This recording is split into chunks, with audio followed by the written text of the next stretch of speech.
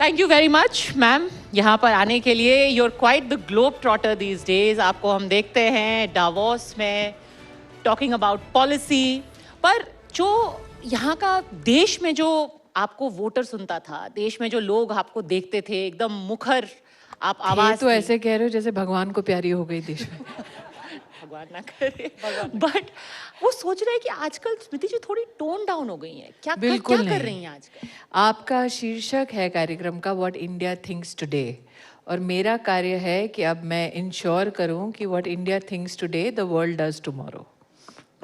तो इसीलिए मेरा सौभाग्य है कि 2 दशक मैंने अपने संगठन को और 10 साल मैंने अपनी सरकार को एक कैबिनेट मंत्री के रूप में सेवा दी. अपने राष्ट्र में थोड़ा बहुत योगदान देने का मैंने प्रयास किया. लेकिन एक मीडिया के शो के हिस्से में मैंने कहा था देश में कि रिश्तों के भी रूप बदलते हैं. तो नए क्योंकि सांचे में ढलते हैं, तो एक नया सांचा है जिसमें ढला है, लेकिन मिट्टी वही है, खुशबू वही है, संकल्प वही है. चाहे देश में हो या विदेश में, परचम भारत का लहराना चाहिए, ये मेरा संकल्प है. मैम, आपने जो अलायंस फॉर ग्लोबल गुड, जिसके चेयर अब भारत है, और ये हम सबको जानना चाहिए क्योंकि कई बार हम इतने अपने जो डेली ग्राइंड ऑफ पॉलिटिक्स में उलझ करके रह जाते हैं. अभी ऐसे कई हाई टेबल्स हैं, ग्लोबल हाई टेबल्स, जिस पे भारत आसीन है, जिसको चेयर कर रहा है भारत, और अलायंस ऑफ ग्लोबल गुड उनमें से एक है. पर हार्डकोर पॉलिटिक्स जिसको कहते हैं ना, बिल्कुल आपने जा करके चुनाव लड़ा, जायंट किलर, और वहां से आपने जो लीप किया है पॉलिसी में, क्या लेसन्स आप पॉलिटिक्स से पॉलिसी में ले गई हैं, और क्या अब यही दिशा आपकी रहेगी, पॉलिसी मेकिंग, ग्लोबल प्लेटफॉर्म? बहुत कम लोग ये नसीब लेकर आते हैं कि वो ग्रास रूट एक्टिविज्म करें, सोशल एक्टिविज्म करें और पॉलिटिकली प्रैग्मेटिक रहें, पॉलिटिकली भी प्रखर रहें. उनमें से भी कम लोगों को ये मौका मिलता है कि अपने देश में, अपने ज़िले में और ज़िले के साथ साथ ब्लॉक या गांव हो, वहाँ पर भी काम करें, सेवा दें. और अंतर्राष्ट्रीय, जैसे कि आपने कहा, कुछ ऐसे मसले अथवा कुछ ऐसे विभाग या कुछ ऐसे संगठन जहाँ पर न सिर्फ देश की बल्कि वैश्विक संकल्पों की वो जगह होती है, वहाँ पर हिंदुस्तान को एक अपनी जगह मिले. मेरा ये एक उद्देश्य था जीवन का कि हम कब तक टेबल में सिर्फ एक मेंबर के नाते बैठेंगे. एक कल्पना ये थी कि हम क्यों ना अपना एक टेबल बनाएं जिसके मुखिया हम हों, जो अलायंस फॉर ग्लोबल गुड है. और ये वर्ल्ड इकोनॉमिक फोरम में मैंने इसकी शुरुआत की. विश्व भर के 10,000 सबसे जो टॉप विख्यात कंपनीज़ हैं वो इसमें आए. विश्व भर के जो टॉप पॉलिसी मेकर्स हैं, थॉट लीडर्स हैं, वो इसमें आए. तो चाहे वो आपका मास्टर कार्ड जैसा एक संगठन हो, चाहे B20 में आज हम को चेयर कर रहे हैं साउथ अफ्रीका में, और उसमें हमें डिजिटल ट्रांसफॉर्मेशन में सहभागिता देने का मौका मिल रहा है. हिंदुस्तान में जिस प्रकार से महिला और आर्थिक विषयों पर उद्योग की दृष्टि से हम महिला को सशक्त करने का प्रयास कर रहे हैं, वही टेम्पलेट अब कॉमनवेल्थ सेक्रेटेरिएट में हम 56 राष्ट्रों में हिंदुस्तान का टेम्पलेट लेकर जाने वाले हैं. साथ ही साथ इंडोनेशिया के राष्ट्रपति, उनकी उदारता है कि मेरे कार्यकाल में प्रधानमंत्री जी के नेतृत्व में महिला और बाल कल्याण के जितने मैंने कार्य किए, अथवा टेक्सटाइल्स में मेरे जितने कार्य हुए, तो प्रधानमंत्री जी से प्रेरित हो कई ऐसे कार्यक्रम वो अपने राष्ट्र में करना चाहते हैं. और मुझे लगता है कि भारत का लोहा इसलिए भी अब माना जाता है जब आपके देश की पॉलिसी कोई और देश उसे अपनाना चाहे, क्योंकि वो आपके देश में गरीब से गरीब व्यक्ति पर उसकी छाप छूटते दिखता है. तो मेरे लिए एक हिंदुस्तानी होने के नाते इस बात का गौरव ज़रूर है कि मैं ऐसे अंतर्राष्ट्रीय खेमों में अथवा ऐसे अंतर्राष्ट्रीय मंचों पर, चाहे वर्ल्ड बैंक हो, चाहे यूनाइटेड नेशंस हो, वहाँ सिर्फ एक महज आवाज़ नहीं बल्कि एक डिसाइसिव फैक्टर बन के हम वहाँ पर काम कर रहे हैं. लेकिन भारत में भी वो काम जारी रहे, ये मेरा एक कहीं ना कहीं एक एफर्ट रहता है, एक कोशिश रहती है. तो इस साल भारत में 300 जो सबसे पॉपुलस हमारे शहर हैं, जहाँ पर महिला उद्यमी जो मात्र 25 लाख कमाती है, प्रधानमंत्री जी ने एक नारा दिया लखपति दीदी का, अब हम क्योंकि प्रधानमंत्री जी की छत्र छाया में पले बड़े हैं, तो हमारा भी थोड़ा एम्बिशन जागृत हो। हमने कहा लखपति तक सीमित क्यों ना रहो, क्यों करोड़पति नहीं बन सकती महिला। तो हम अब इन 300 शहरों में वो महिला उद्यमी जो सेल्फ हेल्प ग्रुप में कम से कम 20 लाख रुपए का टर्नओवर कर चुकी है सतत 2-3 साल, अथवा एसएमई में 2-3 साल से सतत 20 से 25 लाख का टर्नओवर कर चुकी है, वो 1 करोड़ कैसे कमा पाए, उसकी व्यवस्था, उसका समर्थन देने के संकल्प के साथ इस वर्ष मैं अपना काम शुरू कर रही हूँ। लेकिन मेरी शर्त हमेशा ये रहती है कि सरकार पर निर्भर होकर ये काम नहीं करूँगी, क्योंकि हमारे संगठन में ये सिखाया जाता है कि लोकतंत्र में सरकार एक हिस्सा है। लोकतंत्र की नींव और लोकतंत्र की सबसे बड़ी जो ताकत है वो जनता है। और नरेंद्र भाई खुद भी कहते हैं कि democracy has to be a partnership between the people and the prime minister.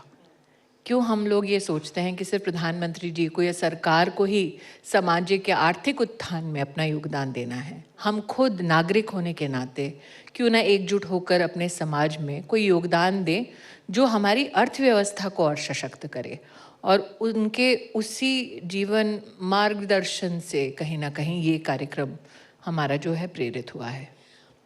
आपने बताया ये सब मुद्दे आपने रखे अंतर्राष्ट्रीय मंच पर, लेकिन एक और बहुत अहम मुद्दा आपने वहाँ रखा था तब जब आप पिछली बार भी गए थे, और वो था कि हमने कैसे ताकत दी है महिलाओं को, भारत में रिप्रेजेंटेशन दिया है, पॉलिटिकल रिप्रेजेंटेशन, ग्राम पंचायत से लेकर संसद तक जी।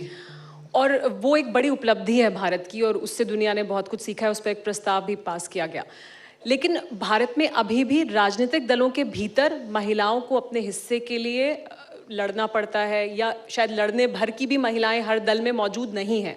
तो वो रिप्रेजेंटेशन अभी भी देश में राजनीतिक दलों के बीच राजनीति में नहीं मिला है महिलाओं को। मैं, चूंकि इन्होंने मेरे अंतर्राष्ट्रीय भ्रमण का वर्णन किया है, एक चीज़ को सबके सामने प्रस्तुत करना चाहूँगी। हम अपने देश की उपलब्धियों को कम गिनाते हैं, देश की चुनौतियों को विदेश जाके ज़्यादा गिनाते हैं, और स्पेशली उन मंचों पर जहाँ सरकार के प्रतिनिधि ना होकर समाज के नेता एकत्रित होते हैं। भारत की छवि जो हमें लगता है और जो बाहर है, उसमें एक थोड़ा सा अंतर है।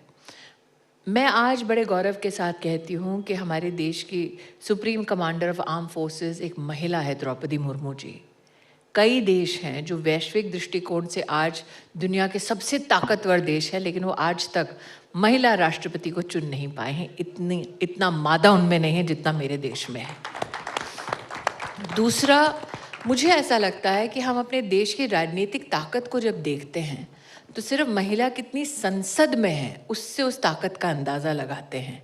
हमारे देश में 15 लाख महिलाएं पंचायत का चुनाव लड़कर जीतती हैं, और मात्र आरक्षण की वजह से नहीं जीतती। 50% का अगर आरक्षण है तो 65 से 70% तक जनरल सीटों से भी महिलाएं जीत कर आती हैं। उस ताकत को हम मोल नहीं देते, उस ताकत के बारे में हम कभी भी अंतर्राष्ट्रीय मंचों पर चर्चा नहीं करते।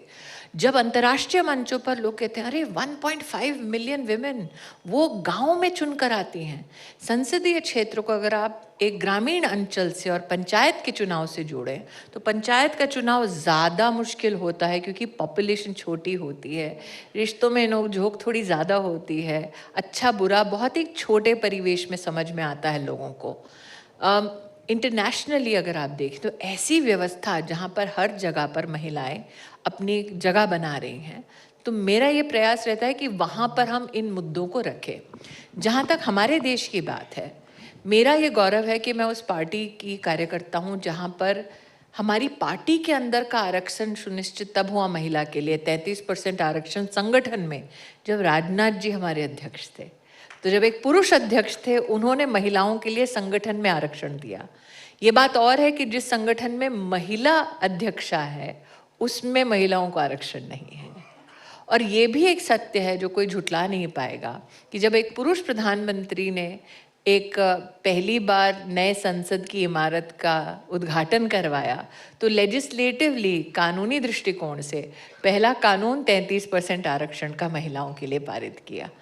तो ये गलतफहमी जो लोग पालते हैं कि महिला का राजनीतिक या आर्थिक उत्थान मात्र महिला करेगी, मुझे लगता है हमारे देश के इन 2 पुरुषों ने तो कम से कम इस बात का कहीं ना कहीं प्रमाण दे दिया है और प्रधानमंत्री मोदी जी ने ही हमारी लीडरशिप के साथ डिसाइड किया था कि प्रेसिडेंशियल नॉमिनी हमारे लिए रेस के लिए द्रौपदी मुर्मू जी रहेंगी। तो मुझे लगता है कम से कम हमारे देश में हमने ये प्रमाणित कर दिया है कि महिला के उत्थान के लिए ज़रूरी नहीं है कि हम पुरुष की प्रताड़ना का उल्लेख करें। पर आप मिस करती है हर दिन की जो राजनीति की जो एक गहमा गहमी होती है एक नेता के तौर आप पर? झगड़े की बात कर रहे हैं? हाँ हाँ, वो उसको मिस करती हैं झगड़े या देखिए, हर परिस्थिति का अपना एक स्वभाव होता है।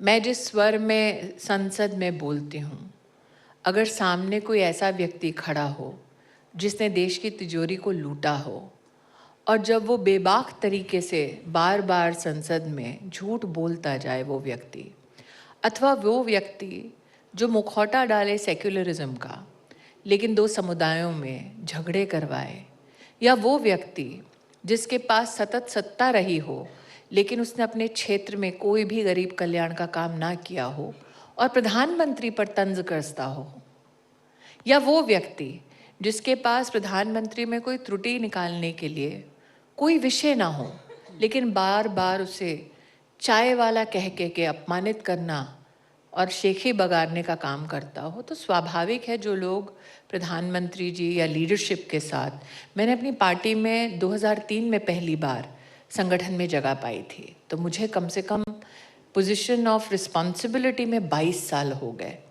तो जब आप किसी परिधि में अपने बड़ों को अपमानित होते देखते हैं या गरीब को प्रताड़ित होते देखते हैं, तो निश्चित रूप से एक स्वभाव में आप एक स्वर में बोलेंगे ज़रूर। महिला होने के नाते उसमें चुनौती मात्र ये होती है कि अगर आप प्रखर वक्ता हैं और आप फेमिनिन ओवरचर्स नहीं रखती हैं, उसका हिंदी रूपांतर और अनुवाद करूंगी तो थोड़ा अटपटा लगेगा, लेकिन अगर आप असहाय नहीं दिखती हैं, अगर आप अपना काम जानती हैं, अगर आप किसी का सहारा नहीं चाहती, तो निश्चित रूप से आपको घमंडी कहेंगे। लेकिन आपको इस बात की तैयारी रखनी होगी कि आपके लिए महत्वपूर्ण क्या है, मुद्दा या आपको किस प्रकार से प्रस्तुत किया जाता है, आप पर किस प्रकार का कटाक्ष होता है, आप पर किस प्रकार का प्रहार होता है, वो विषय है कि मुद्दा विषय है। तो मेरे लिए हमेशा मुद्दा ही इम्पोर्टेंट रहा है।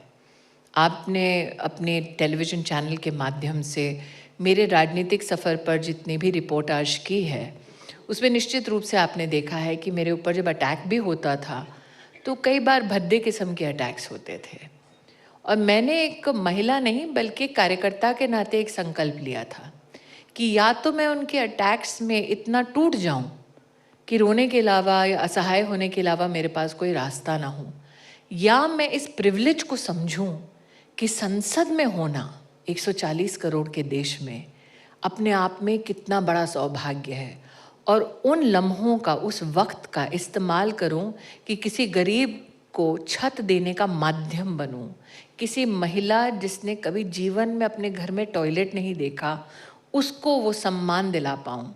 तो आपको कहीं ना कहीं वो मेजर करना पड़ता है कि आपके लिए इंसान के नाते, नागरिक के नाते क्या इम्पोर्टेंट है, और उस हिसाब से फिर मेरा स्वरूप आप देखते हैं।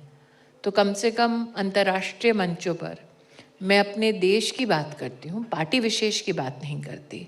अंतर्राष्ट्रीय मंचों पर जब मैं जाती हूँ तो ये मेरा दायित्व तो बनता है कि मेरे देश की राजनीति में जो छींटाकशी होती है वो मैं वहीं छोड़ दूँ, क्योंकि वहाँ अंतर्राष्ट्रीय मंचों पर मैं हिंदुस्तान के एक साधारण नागरिक के नाते अपना प्रतिनिधित्व वहाँ कर रही हूँ, और मैं नहीं चाहती कि कोई भी मेरे देश के बारे में कुछ भी ऐसा कहे जो किसी हिंदुस्तानी को आहत करे। तो जो झगड़े हैं, जो महिला का हिंदुस्तान में स्वभाव होता है, घर के झगड़े घर में करो, बाहर वालों को कभी मौका मत दो कि वो तुम्हारे घर की ओर आंख उठा के देखें। आपने बात की जिस तरीके की आप पे अटैक्स हुए थे और बहुत पर्सनल भी हो अभी गया भी था। होते हैं ऐसा, आप देखिएगा आज के आपके इस इंटरव्यू के बाद, साक्षात्कार के बाद, अगर मैं कोई भी क्लिप डालूंगी किसी एक व्यक्ति विशेष के बारे में तो नीचे भद्दी गालियां और टिप्पणियां ही आएंगी। तो ऐसे में जब आपकी फैमिली रिएक्ट करती है, अब जबकि आप जा करके डावोस में बात करती हैं, आप गेट्स फाउंडेशन के साथ मंच साझा करती है, कभी आपकी फैमिली बोलती है कि आप क्यों इसमें पढ़ रहे हो, अब आप जो कर रहे हो वही सही है, वापस उस आपाधापी में मत जाइए, राजनीति छोड़ दीजिए? कभी ऐसा हुआ है, कभी सोचा है ऐसा? नहीं, जब ब्याह हुआ था तो उनको पता था संघी से शादी हो रही है। तो ये बीमारी मेरी तीसरी पीढ़ी वाली बीमारी है। तो कभी ऐसा तो नहीं होगा कि कोई सेकंड देखिए, थॉट्स हुए, कोई और? हमने अपने नाना को, जो विश्व हिंदू परिषद में वनवासी कल्याण आश्रम में सेवा देते थे, इमरजेंसी में बहुत सारे स्वयंसेवकों के साथ हुआ, उनकी तो नींव तोड़ दी गई थी, तो ज़िंदगी भर वो लंगड़ा के चलते थे। और जब मैं अमेठी में 2019 में जीत पाई, तो मुझसे किसी एक वरिष्ठ ने जब बधाई दी, तो वो वरिष्ठ थे जो मेरे नाना जी को जानते थे। तो मैंने उनसे कहा कि ये मेरी सफलता नहीं है, ये उस व्यक्ति के लिए है जिसकी टांगें टूटी, वो ज़िंदगी भर जब तक जीवित थे वो लड़खड़ाते हुए चले। तो मेरे लिए मेरी राजनीति कोई शौक का विषय नहीं है। राष्ट्र के प्रति मेरे सेवा या मेरा भाव कोई पॉलिटिकल स्टंट या कोई पॉलिटिकल बिलीफ नहीं है। कई लोग मीडिया से पॉलिटिक्स में तब आते हैं जब उनका करियर ऑलमोस्ट ढलान पर होता है। मैं मीडिया के शिखर पर जब पहली बार पार्लियामेंट में सेवा देने का मौका मिला, तो मैंने अपना प्रॉमिसिंग अच्छा खासा करियर तब छोड़ दिया था, क्योंकि मुझे पता था कि मैं अगर पार्लियामेंट में अपनी पार्टी की प्रतिनिधि बन के आ रही हूँ तो मुझे 24 घंटा चाहिए जो मैं पूरा का पूरा अपने प्रदेश को दूँ, अपने देश को दूँ। मेरा ये मानना है कि मेरे परिवार को मेरा ये स्वभाव पता है, और जब स्वभाव में ही कई लोगों ने कटाक्ष किया, एक आपका चैनल नहीं है फिर भी माफ़ी चाहती हूँ पंडित जी, बोल रही हूँ, एक बहुत ही, आपको तो पता होगा, वरिष्ठ पत्रकार रहे थे कमलेश सिंह। तो 4 जून के बाद उन्होंने एक पॉडकास्ट किया जिसमें मुझ पे कटाक्ष किया था कि अमेठी में कुछ ज़्यादा ही काम कर दिया। हर जगह गई, गटर साफ किया, हर गांव में गई, हर घर को जोड़ने का प्रयास किया। ऐसा थोड़ी ना पॉलिटिशियन करता है। और उस एक पॉडकास्ट ने मेरे देखने का नज़रिया बदल दिया। मुझे तब एहसास हुआ कि 20 साल मैंने राजनीति नहीं की थी, क्योंकि अगर नेता होती तो मुझे वाकई में चिंता होती कि अगला चुनाव कहाँ से लड़ूंगी। अगर नेता होती तो कहती सेफ सीट दो, अमेठी तो सब हारते हैं। अगर नेता होती तो कहती कि भाई फीता कहाँ काट सकते हैं ये बताओ, सोशल मीडिया की आर्मी कैसे ला सकते हैं ये बताओ, फोटो अच्छा कैसे खींच सकते हैं ये बताओ। और ये मेरे बाएं हाथ का खेल था, क्योंकि मैं स्वयं मीडिया से थी। सोशल वर्क में लग गई, राष्ट्र के प्रति उस भावना के साथ काम में लग गए कि भाई एजुकेशन पॉलिसी 3 दशक से बदली नहीं गई है, उसको बदला जाए। जेंडर में अगर आप देखें तो आंगनवाड़ी का सिस्टम 1970 से चला आ रहा है। प्रधानमंत्री जी की इच्छा थी कि उसमें हम टेक्नोलॉजी लाएं। तो जो आप महीन काम करने लगते हैं ना, थोड़ा थोड़ा थोड़ा जोड़ के, तो उस पॉडकास्ट के बाद, और मैंने कमलेश जी को फ़ोन किया और धन्यवाद दिया, तो वो डर गए, उनको लगा कि मैंने झगड़ा करने के लिए फ़ोन किया है। मैंने कहा मेरे जीवन में पहली बार एक पत्रकार ने कहा कि बाहर सब छोड़ो, खुद ने कैसे काम किया है उसको देखो। और मुझे तब रियलाइज़ हुआ कि मैं पॉलिटिशियन कम रही और समाज सेवक ज़्यादा रही। तो आप पॉलिटिशियन बन गई हैं आप? मैं नहीं, मुझे नहीं लगता, वो कहते हैं ना कि पूंछ टेढ़ी की टेढ़ी रहती है, तो मुझे नहीं लगता कि मैं कभी भी अपने देश के साथ सौदा कर पाऊंगी, अपने समाज के साथ सौदा कर पाऊंगी। मैं आई ही इसीलिए थी राजनीति में, और आज भी राजनीति में इसीलिए हूँ। और मुझे याद है कि मुझसे जब को लोग कहते हैं कि मेरा सबसे बड़ा गौरव क्या है, अब जो लोग गांव में रह चुके हैं शायद वो इस बात से इत्तेफाक रखते हों कि गरीब घर जिसमें एक औरत के परिवार के किसी व्यक्ति के पास शौचालय तक नहीं है, बड़े ही अटपटे से पॉलिटिशियंस होते हैं जो कहते हैं कि नहीं उसको घर मिलाना। तो अमेठी में 1 लाख लोगों को अपने परिवार के लिए घर मिला, मेरी वो उपलब्धि है। और अगर आपके लिए वो चीज़ें मायने रखती हैं तो मुझे लगता है कि आप आजीवन पॉलिटिक्स में काम कर सकते हैं, इफ़ दैट ड्राइव्स यू। होनी चाहिए, ये पूछ तेरी ही रहनी चाहिए। और ये हाँ ऐसे ही होते रहना चाहिए। बेचारे कमलेश जी भी घबरा गए थे, उन्होंने कहा अरे भाई मेरा मतलब ये नहीं था कि तुम अपनी विधा बदल दो, कुछ बदलना मत। आपने लेकिन अभी जब आप बात कर रही थी तो आपने नेशनल एजुकेशन पॉलिसी का जिक्र किया और वो आपके समय में शुरुआत हुई उसकी, और आजकल वो सुर्खियों में है 3 लैंग्वेज पॉलिसी की वजह से, और एक लंबा विवाद उस पर, राजनीतिक विवाद उठ खड़ा हुआ है। उसमें बहुत कुछ है और, लेकिन वो सीमित हो गया है भाषा तक आकर। आप कैसे देखती हैं अब जो विवाद हो रहा है नेशनल एजुकेशन पॉलिसी को लेकर? देखिए गृह मंत्री जी ने हाल फिलहाल में उस पर अपनी टिप्पणी दी है सार्वजनिक।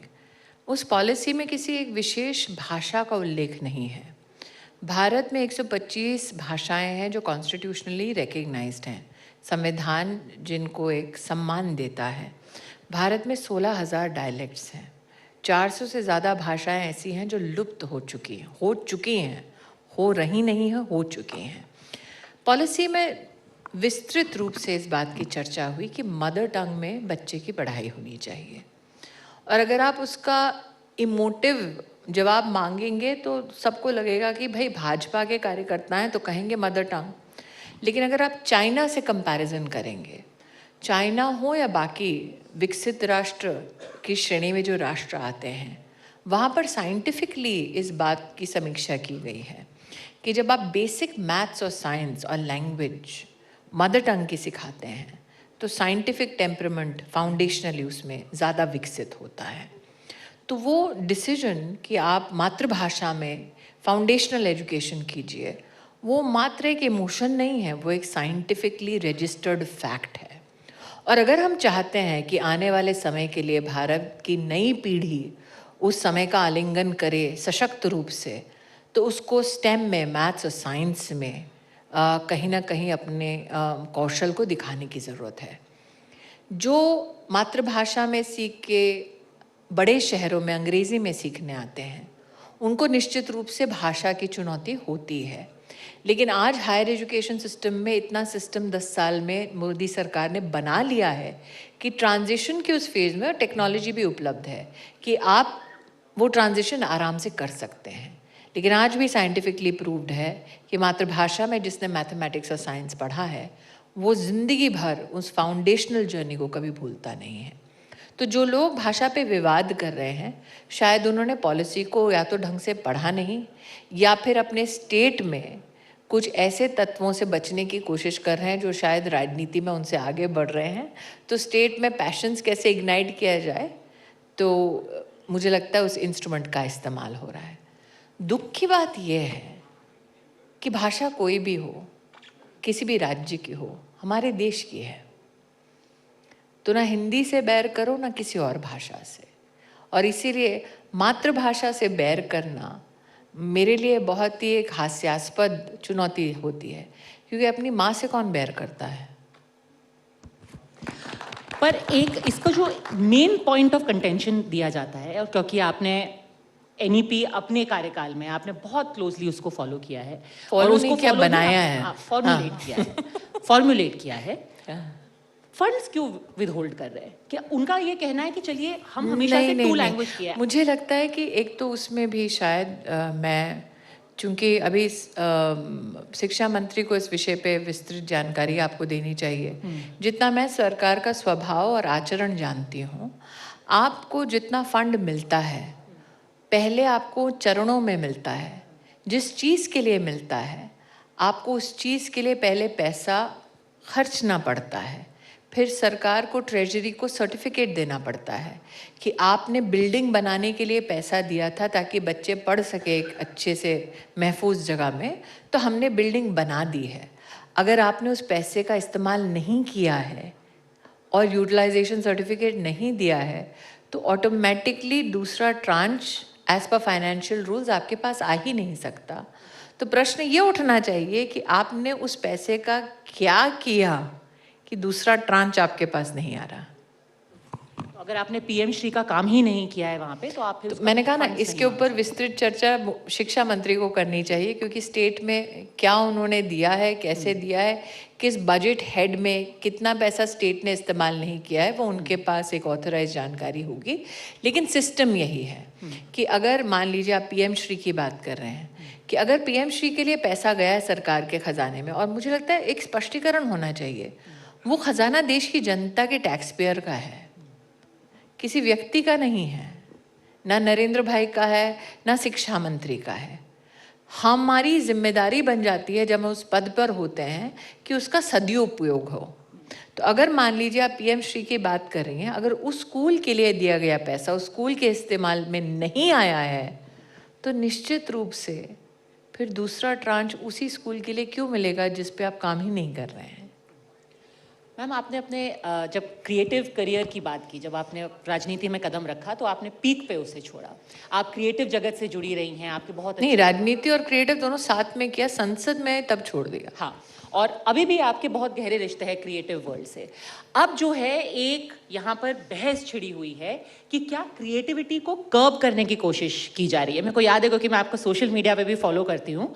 आप शायद वो बहुत कम मंत्रियों में से थी या सांसद में से थी, नेताओं में से थी। नेता भी ज़्यादातर जो को क्रैक करते नहीं। आप मीमर भी थी, आप अभिषेक उपमन्यु का थी ऐसा बोल रही हैं पंडित जी जैसे। आजकल आप इतना नहीं शेयर करती हैं। आपने थोड़ा मीम कम कर दिया है, पहले तो आप एकदम प्रोलिफिक मीमर हुआ करती थी। और आप अपने ऊपर अभी तो किया है, पिताजी भी साथ ही खड़े थे। आप अपने ऊपर जोक्स क्रैक करती हैं और अभी कल ही एक फोटो मेरी बाहर निकली थी तो किसी ने लिखा टुनटुन मासी। मैंने कहा वाह भैया, इससे बेहतर और कोई इंसल्ट नहीं दिया क्या तुम्हारे पास। तो अब अगर गालियों की भी उत्कृष्टता नहीं हो रही है तो मैं क्या करूं। तो अब जब कोई मीमर के ऊपर या कॉमेडियन के ऊपर लोग इतने नाराज हो जाते हैं, तो आपको लगता है कि आप उनको थोड़ा एडवाइस दें कि थोड़ा सा इसको लाइटली लीजिए। देखिए, लोकतंत्र में कौन कैसा बिहेव करता है उसका ठेका या उसका मार्गदर्शन करने की जिम्मेदारी ना मेरी है ना आपकी। लोकतंत्र में ये स्वभाव है कानून का कि मर्यादाओं को कानूनी खींचा गया है हमारे संविधान में। उस मर्यादा का कोई उल्लंघन करता है तो कानून अपना काम करता है। अगर कहीं कानून का उल्लंघन हुआ और पुलिस ने कोई कार्रवाई नहीं की तो मैं मान सकती हूँ कि लोकतंत्र का गला घुट रहा है। लेकिन अगर पुलिस ने मर्यादा के उल्लंघन के लिए कानूनी कार्रवाई की, क्योंकि मेरी समझ से मुझे आपका इशारा समझ आ रहा है, अगर मुंबई में पुलिस अपनी कार्रवाई ना करती तो मेरी समझ में आता। पुलिस पहुंची मौके पे, ऊपर जो कर रहे थे उनके खिलाफ भी उन्होंने एक्शन किया, वो बात अलग। और अगर आप क्रिएटिविटी की दृष्टि से बात करती हैं, क्रिएटिविटी का एक तकाजा होता है। आपने मेरी राजनीति को देखा होगा, एक व्यक्ति विशेष के बारे में हमेशा मुझसे कई प्रकार के सवाल किए गए, लेकिन जब भी उन पर निजी कटाक्ष करने को बोला गया, मंत्री के नाते या फिर राजनेता के नाते, मेरा पूरा करियर गवाह है कि मैंने कभी भी उनके निजी जीवन के बारे में कोई टिप्पणी नहीं की। तो अगर आपको नेता में ऐब निकालना है, उसके काम में ऐब निकालना है, निश्चित रूप से निकालिए। लेकिन जब आपके पास ऐब निकालने के लिए पॉलिसी का इंस्ट्रूमेंट कटाक्ष के लिए ना हो, मजाक के लिए ना हो, और आप उसका मजाक ये कहकर उड़ाएं कि वो चाय वाला है या ऑटो रिक्शा वाला है, तो ये आपकी क्रिएटिव लिमिटेशंस को दिखाता है। तो मुझे लगता है कि हर व्यक्ति का क्रिएटिविटी को देखने का एक अलग नज़रिया, एक अलग अंदाज होता है। मजाक मेरा भी उड़ता है, लेकिन मैं उस मजाक में कोई ऐसा जवाब नहीं देती हूँ। हाँ, मेरे अगर इंस्टाग्राम पे या फेसबुक पे या ट्विटर पे कोई कुछ कहता है तो मैं एक फ़नी सा रिस्पॉन्स देती हूँ। लेकिन उसमें फ़र्क ये है कि मुझे मार खाने की 2 दशक की पुरानी आदत है। पब्लिक स्पेस में बैठ के ह्यूमिलिएट होने की 2.5 दशक की आदत है। तो क्या मेरी आदत बुरी है या जो करते हैं करने के लिए उनकी आदत बुरी है? ये सवाल का जवाब सिर्फ दर्शक या फिर लोकतंत्र में नागरिक ही दे पाएंगे। स्मृति जी, लेकिन ये आप, क्योंकि इस बारे में हम कई बार अभी बात हुई है, तो actually I would want to know from you कि ये क्यों होता है? आपको लगता है कि ज़्यादा अग्रेसिव होते हैं लोग महिला को एक स्ट्रॉन्ग रोल में देख के या एक स्ट्रॉन्ग पोजीशन में देख के, जब वो अपनी बात को मजबूती से रखती है तो उस वजह से ज़्यादा अटैक होता है, या सभी नेताओं पर आपको लगता है बराबर होता है, या एक्स्ट्रा है, कुछ नहीं, ज़्यादा देखिए है? हमारे यहाँ क्यों है? मेरा जितना अनुभव है, मैंने कभी भी, और एक दो सीनियर्स यहाँ पे इस बात के साक्षी हैं, किसी पत्रकार को घर पे खाना खाने के लिए नहीं बुलाया। नहीं बुलाया कि भाई मेरी ये खबर छाप दो कैसी है, नहीं किया। मैंने कभी भी, अगर किसी एडिटर ने मेरे बारे में, तो एक हेडलाइन आ गई थी एंटी नेशनल, और मैं उस एडिटर को भी जानती थी, संपादक को भी जानती थी, और अखबार के मालिक को भी जानती थी, लेकिन मैंने कभी फ़ोन नहीं किया। तो ये भी हमारी राजनीति में होता है, विशेषतः दिल्ली में, कि आप ऑपोजिशन के साथ फ्रेंडली फायर करो और फिर शाम को उसके साथ खाने पे जाओ। वो फितरत मेरी है नहीं। फिर कई बार मंत्री के नाते कुछ लोगों ने जो एकेडमिक वर्ल्ड से हैं, एक दो वाक्य तो मैं अभी सुना देती हूँ। जब मैं एचआरडी मंत्री थी और पंडित जी बैठे हैं, तो एक सज्जन आए, उन्होंने कहा अरे एक फला जर्नलिस्ट ने कहा आप अनपढ़ हैं।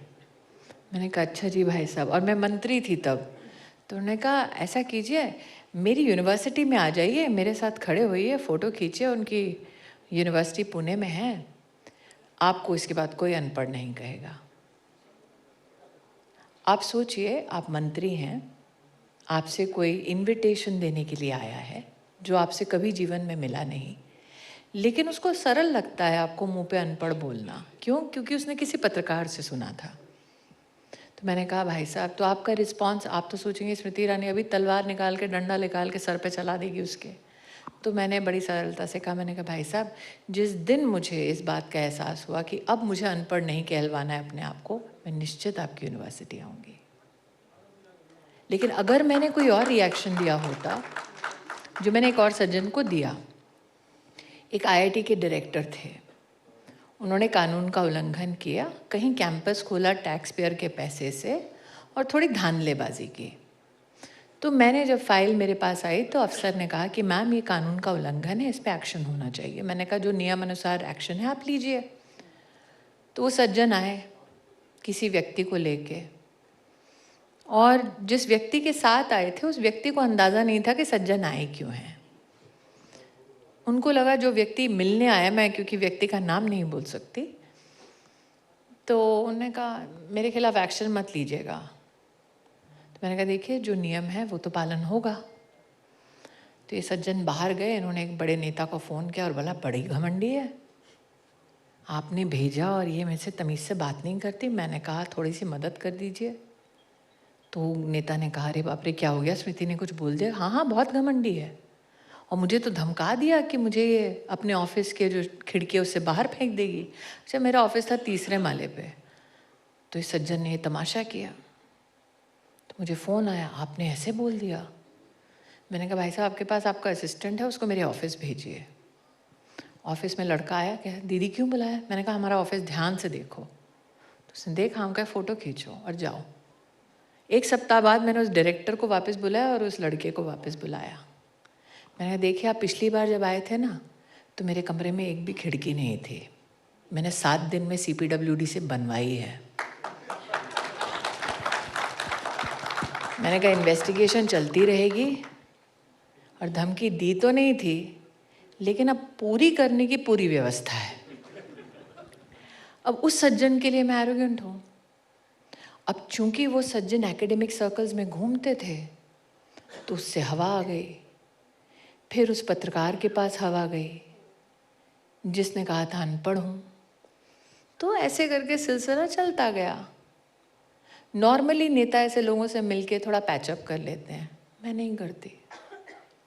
देखिए स्मृति जी, इसे कहा जाता है अंग्रेजी में action speak louder than words, और आज तो आपके वर्ड्स भी जिनको सुनने हैं उन तक पहुंच ही गए होंगे। हमेशा की तरह मुखर रहने के लिए, ऑनेस्ट रहने के लिए और पूछ टेढ़ी रहने के लिए आपका बहुत बहुत धन्यवाद। Thank you. अब इसी के ऊपर आएगा मीम। देखिए आप तो ऑनररी मीमर पहले से ही बन चुकी है. कि मेरा गिबली कैसा लगता है with Poonch. Thank you for the conversation. Thank you very Round of applause, please, for Smriti Irani, जोरदार vocal and ताली. outspoken as always. Can I please request और- you to stay on stage? आग्रह ma'am आपसे, आप थोड़ी देर रुकें स्मृति जी मंच पर, और मैं TV9 नेटवर्क के whole time director Hemant Sharma ji से आग्रह करूंगा कि वो मंच पर आएं और स्मृति ईरानी जी को शॉल भेंट कर सम्मानित करें.